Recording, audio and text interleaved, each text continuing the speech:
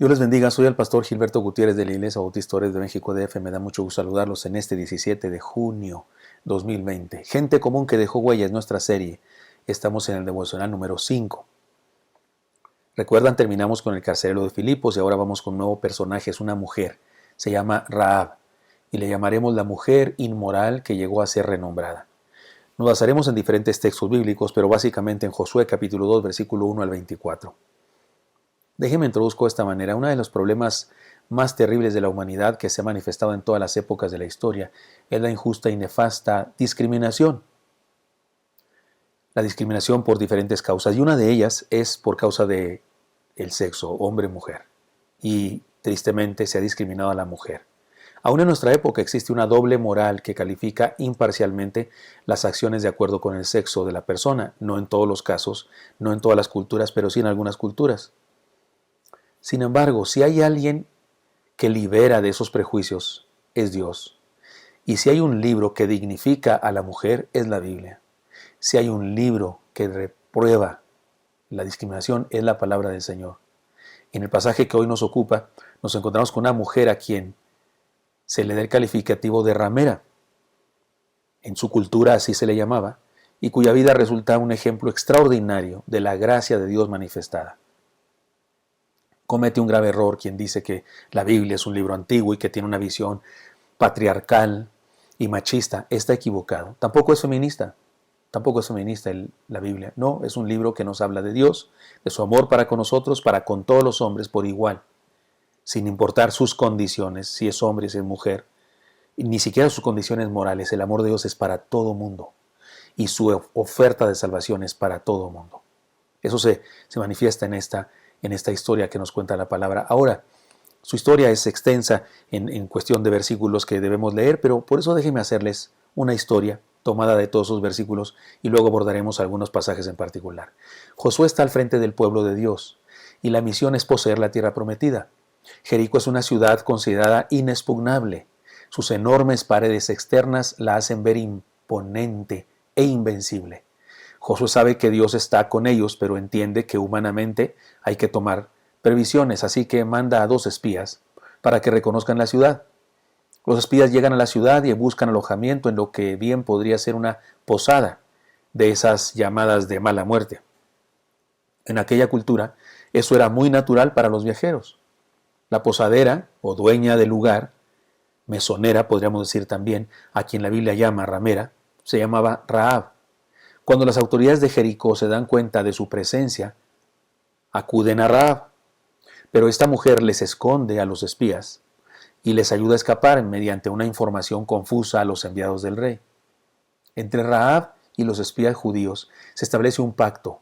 Ella permanecerá dentro de su casa y ellos respetarán su vida, y la señal del pacto será un cordón de grana que ella atará en la misma ventana por donde los ayudó a descender de las paredes de la ciudad.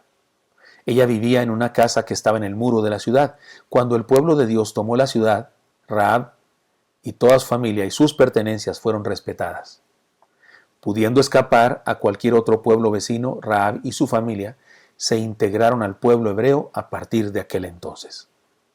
Y para los que no son asiduos lectores de la Biblia y no conocen exactamente toda esta historia, se van a sorprender en los devocionales futuros cuando veamos hasta dónde llegó esta mujer para ser una mujer ilustre, renombrada, a pesar de haber comenzado su vida de esta manera. He aquí una de las virtudes que Dios derramó en Rahab y nos invitan a imitarle. La visión espiritual para ver el plan de Dios. Mire cómo dice la palabra del Señor en Josué capítulo 2, versículos, voy a leer desde el 8 y algunos versículos más después de ese. Dice: antes que ellos se durmiesen, ella subió al terrado y les dijo, ya los había escondido, ya les había dicho a los que venían del parte del rey a buscar a esos hombres que se habían ido, había dicho una información confusa, y entonces ella fue a hablar con ellos y mire lo que les dijo. Sé que Jehová os ha dado esta tierra, porque el temor de vosotros ha caído sobre nosotros, y todos los moradores del país ya han desmayado por causa de vosotros, porque hemos oído que Jehová hizo secar las aguas del Mar Rojo delante de vosotros cuando salisteis de Egipto, y lo que habéis hecho a los 2 reyes de los amorreos que estaban al otro lado del Jordán, a Sehón y a Gog, a los cuales habéis destruido. Oyendo esto ha desmayado nuestro corazón, ni ha quedado más aliento en hombre alguno por causa de vosotros, porque Jehová vuestro Dios es Dios arriba en los cielos y abajo en la tierra. Os ruego pues ahora, y sigue hablando, y es cuando hace el pacto con ellos, pero podemos ver la visión espiritual para ver el plan de Dios. Algunos tratan de salvar la reputación de Rahab y dicen que en realidad era una posadera o una mesonera, o la dueña de un lugar de posada u hospedaje de aquella época. Pudiera ser así porque resulta que la palabra para ramera y posadera o mesonera son la misma. Sin embargo, aún en el Nuevo Testamento se le da este calificativo en sentido negativo, y conociendo la cultura de aquel entonces no resulta difícil creer que un lugar para los viajeros fuera también un lugar en donde se ejercía aquella denigrante profesión de la prostitución. De cualquier manera, es un hecho que ella no era parte del pueblo de Dios. Era parte de una nación y una ciudad idólatra. Una nación y una ciudad que practicaba rituales de idolatría y de inmoralidad que por supuesto ofendían al Dios creador de todas las cosas, porque también creó a todos los pueblos. Pero acuérdese, dice la palabra en Romanos, que el hombre se envaneció en sus razonamientos y su corazón fue entenebrecido y empezó a adorar a las criaturas antes que al Creador y se fue pervirtiendo en su vida moral y, bueno, habla de la depravación del hombre. Ella era parte de un pueblo depravado. Su destino estaba dirigido hacia la destrucción porque Dios había hecho juicio sobre ese pueblo y ese pueblo iba a ser destruido. Era parte de un pueblo que había pecado y que estaba por ser destruido por las huestes del Señor. Sin embargo, en el diálogo que tiene con los dos espías, demuestra una extraordinaria visión y una capacidad extraordinaria para entender el plan de Dios. No sabemos que haya estudiado teología o algo así en un seminario. Sin embargo, sus declaraciones son acertadísimas. Se da cuenta de que Dios ha hecho maravillas con su pueblo, el pueblo hebreo, y ella anticipa que destruirá a su nación, a Jericó. Por lo tanto, ella escoge acogerse, someterse a la misericordia de Dios y al pueblo de Dios. Es decir, que resultó historiadora, mujer de fe y profeta. El problema de mucha gente el día de hoy es que no entiende lo que Dios quiere hacer, no tiene visión para entender los planes de Dios. Y a pesar de que tiene mejores perspectivas que Rahab, porque el día de hoy, por favor, tenemos mejores perspectivas que Rahab, tenemos la Biblia que nos enseña exactamente lo que Dios planea hacer en el mundo. Pero hay gente que a pesar de eso no tiene visión para entender los planes de Dios, no tiene capacidad para ver lo que Dios planea y para ver lo que Dios quisiera hacer con su propia vida, y viven en una peligrosa necedad. Por ejemplo, hay personas que nacieron en el pueblo de Dios y abandonan el pueblo de Dios para vivir en el mundo. Rahab abandonó al mundo para vivir en el pueblo de Dios, a pesar de haber nacido fuera de él. Ella no nació en el pueblo santo, no nació, y esto nos recuerda y nos enseña que Dios no discrimina, que Dios no discrimina a nadie. He aquí una mujer de una profesión denigrante, de un pueblo idólatra, pero ella escoge acogerse, someterse, solicitar la gracia de Dios y la experimenta. Dios no le dijo que no, le dijo que sí. En esta vida hay que tener visión para entender los planes de Dios y unirnos a su voluntad en vez de pelear contra ella.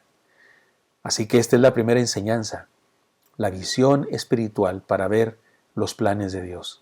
¿Qué trae entre manos Dios? ¿Qué planea Dios? Bueno, la Biblia dice que Él planea salvar a todos aquellos que crean en Él, porque de tal manera amó Dios al mundo que ha dado a su Hijo unigénito, para que todo aquel que en Él cree no se pierda, mas tenga vida eterna. Eso dice la palabra. Venid a mí los que estéis trabajados y cargados, yo os haré descansar. Llevad mi yugo sobre vosotros y aprended de mí, que soy manso y humilde, y haréis descanso para vuestras almas, porque mi yugo es fácil y ligera mi carga. Son palabras del Señor, que nos invita a los seres humanos. Ese es su plan, eso quiere hacer. Y con esta pandemia y con esta situación que vivimos ahora, ¿cuál es su plan? Recordarnos que Él está aquí entre nosotros. Y Él no hizo el virus, ni nos mandó el virus, eso no lo hicimos nosotros mismos. Eso es parte de nuestras decisiones incorrectas y cómo manejamos la ecología, cómo manejamos el mundo. Y Dios solamente permite que experimentemos las consecuencias de nuestros actos para que reconozcamos su grandeza y para que volteemos a Él. Insisto, no es que Él nos haya mandado esto, no, esto no lo adjudicamos nosotros, pero Él sí puede utilizar esto para bendecirnos, para mostrarnos su gracia.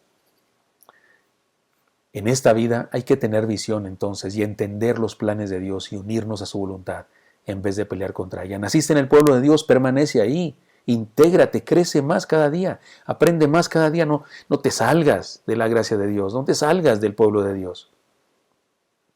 Naciste fuera del pueblo de Dios, intégrate como Rahab, pide misericordia a Dios y sé parte de su iglesia. Espero que esto sea útil para usted y me encantaría encontrarle el día de mañana. Hasta pronto.